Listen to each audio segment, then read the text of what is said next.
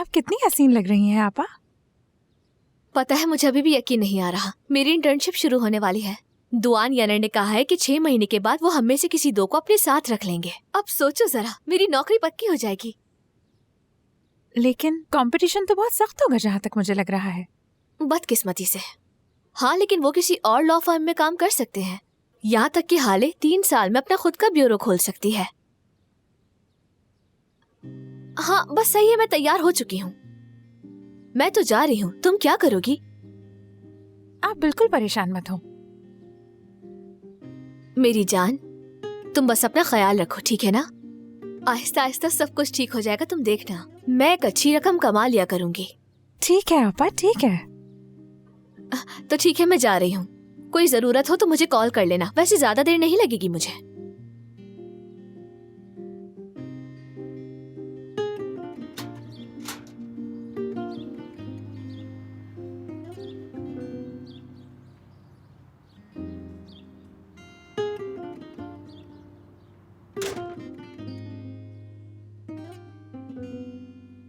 hello,